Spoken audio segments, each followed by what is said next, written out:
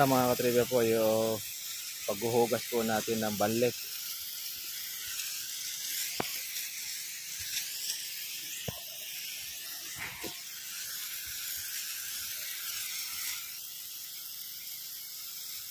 Kailangan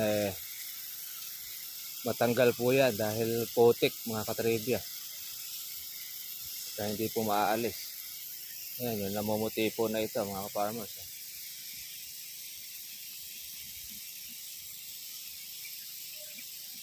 Yun naman po ang ating tubig, unlimited. Dahil galing po sa ilog din. Alisin lang po natin po yung mga putik na sa katawan. Pati na rin po doon sa dahon.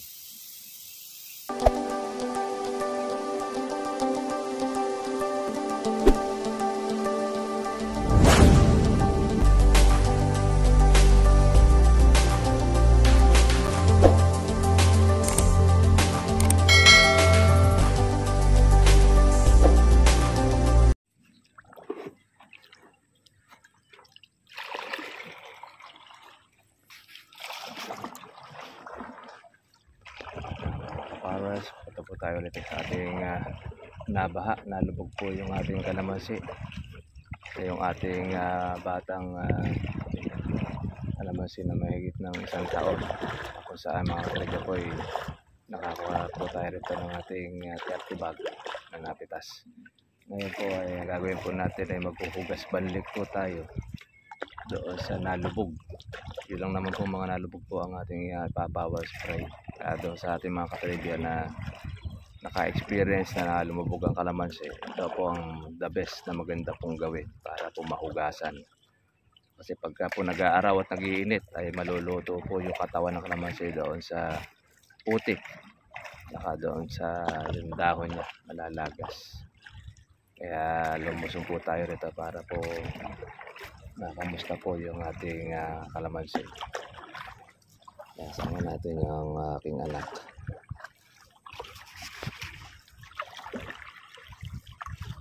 Kuha natin yung bangka. Solid na rin ito mga katribya po yung ating service.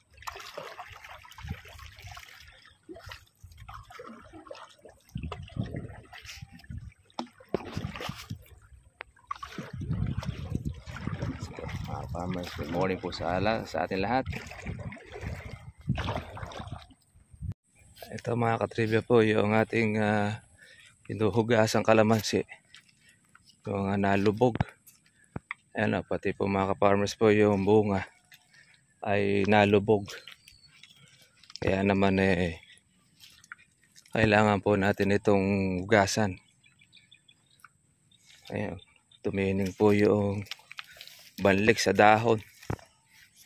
Ayan, tsaka ito sa bunga.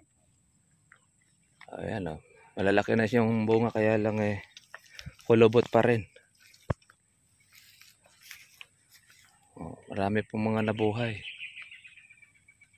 Dapat lang natin na ito iaalagaan. Sayang marami-rami na rin po tayo rito naipuhunan. Ito sigurado mumuti sa bulaklak ito. Once na ito ay matuyo ang balik, mayroon din po itong sabog ng abono.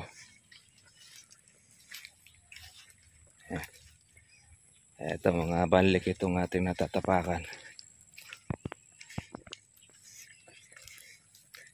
Dito sa itaas hindi masyadong lumubog, pero yung mga bata natin sa baba talaga lubog na lahat. Medyo mataas kasi itong area na ito.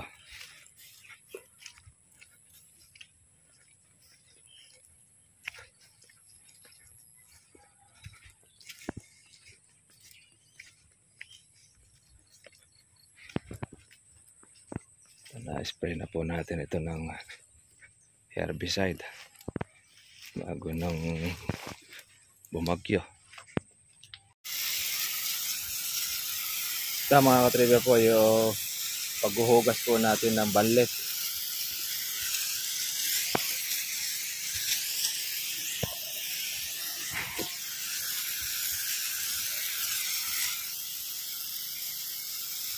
Kailangan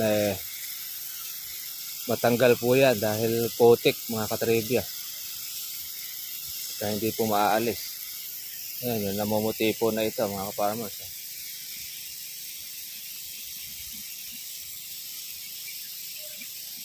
Yun naman po ang ating tubig, unlimited. Dahil galing po sa ilog din. Alisin lang po natin po yung mga putik na sa katawan.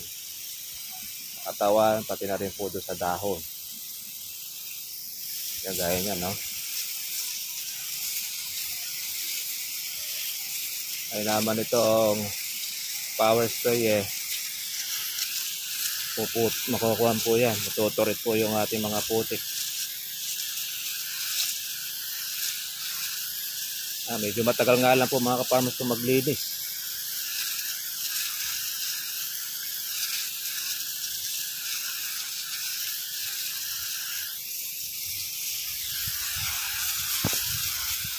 Grabe putik sa ilalim. Patirin nyo po ng mga yabat. Pagka po kasi yung ulan lang mga ka-farmers, lalo na pag ambon-ambon, hindi po makatatanggal po yung putik na yan. Kailangan talaga dyan power spray.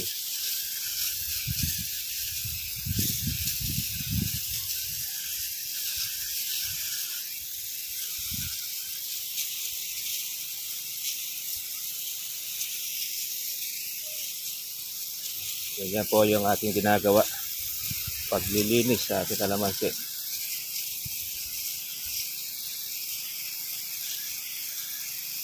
Lalagas na po ng dahon. Masakta ng pagkabaha.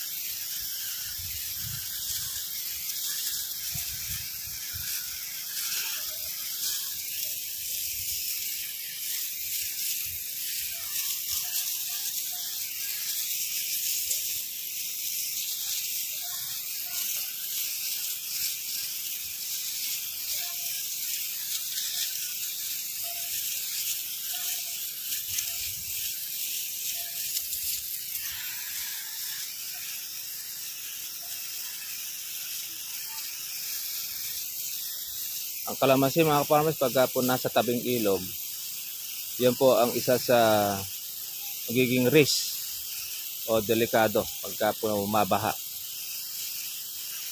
Pero hindi naman po siya mamamatay. Wag lang siyang mabababad ng 1 linggo. Pagka nababad po yan mga farmers, mamamatay po ang kalamansi.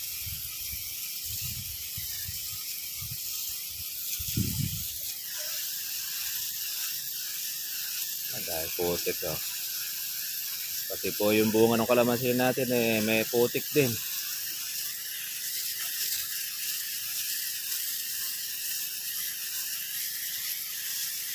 Lalabasan po ito mga farmers po ng maraming bulaklak. Yung lahat po ng mga nabaha. Yan po yung nakikita natin. Experience. Kaya lang yan mahugasan.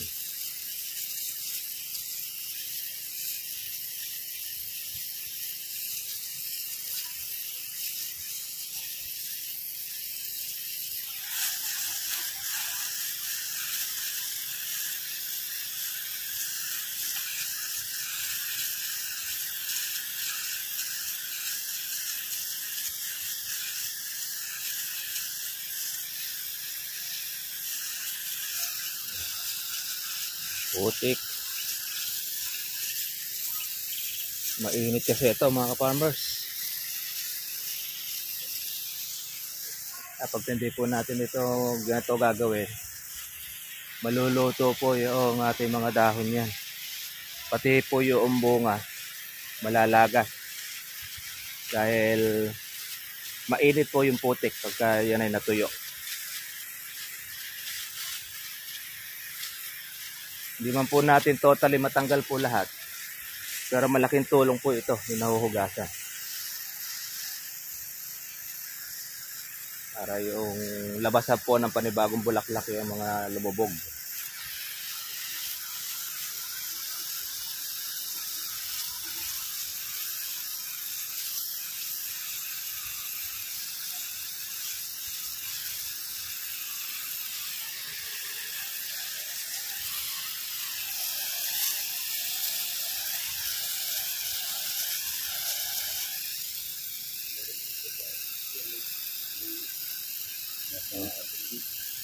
Inabot ang kuwan niya.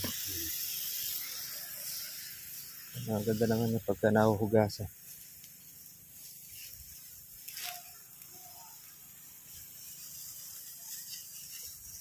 Para mag-iinit yung mga dahon na yan.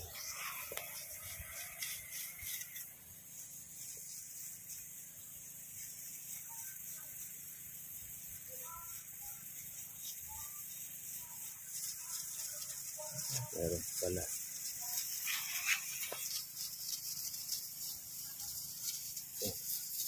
Matik-tik natin yung ko. Meron pa yun.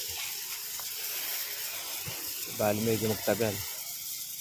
Ayan, meron hanggang di natatanggal yung balik na yan. Tuyo pa rin yun. At luminaw lang. Ayan. Photo.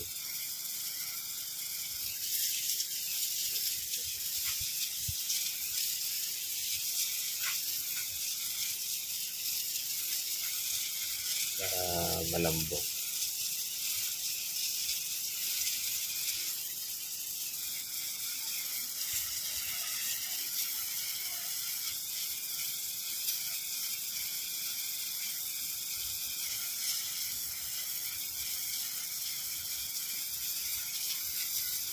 Katawan na yan eh.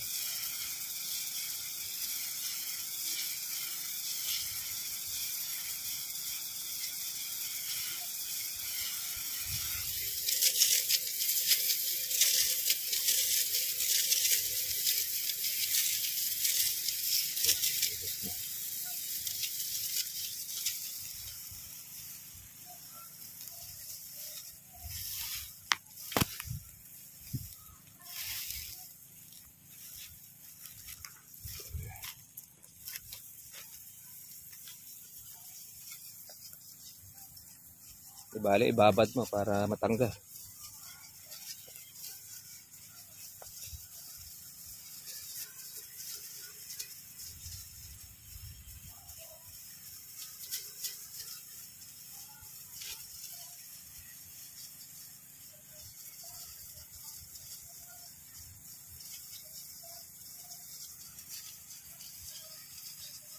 Wala, unlimited water naman tayo.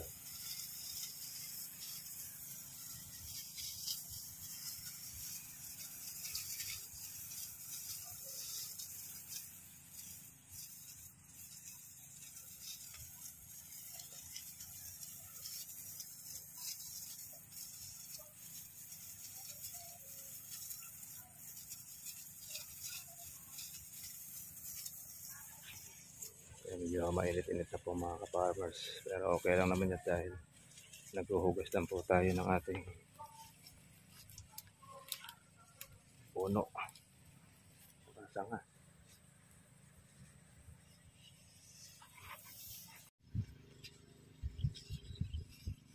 Namumuti mga katribya po yung ating nalubog. Kaya kailangan na ating mahugasan. Kaya obligado na po yung ating power spray paglilinis para dire-diretso.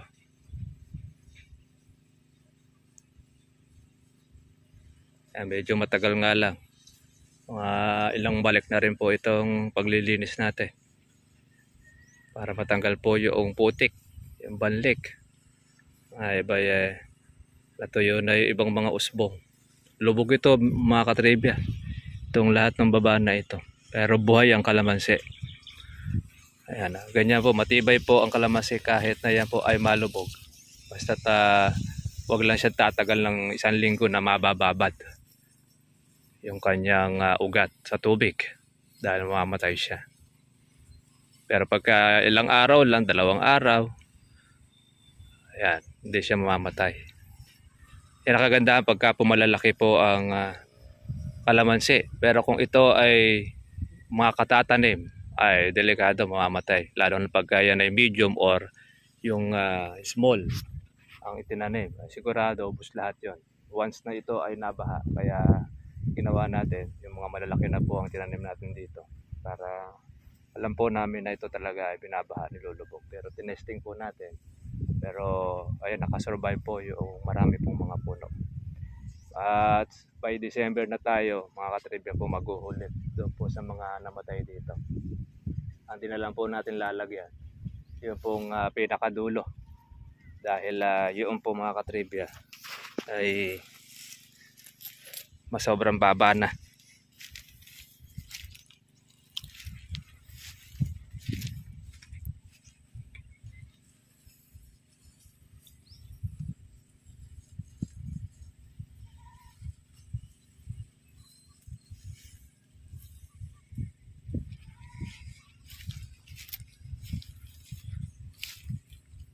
Kaya sa pagpa-power spray, kailangan meron pong tagahatak ng hose.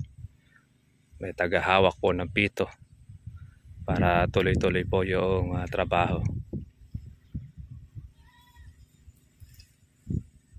Ilang beses na rin po ito mga katribya po nalubog. Siguro baka nasa 6 na beses na. Pero awa ng Panginoon ay buhay ang kalamansi. Kaya lang siyempre, malayo na po siya doon sa ibabaw. Doon po sa taas. Nalubog din siya, inaabot din. Yun. Kaya lang hindi naman lubog na lubog.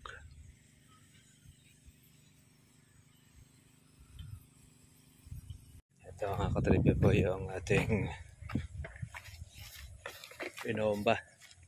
Nabawasan naman po yung kanyang putik.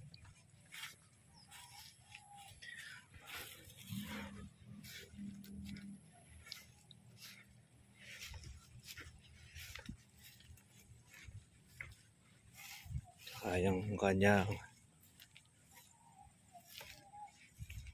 balik. Mas madalas po ito na mai-spray Mawawala din po yan. Para pagka nauulan yan, mahuhugasan. Kaya malaking tulong po yung ating ka-power spray dito sa ating kalamansing nalubog.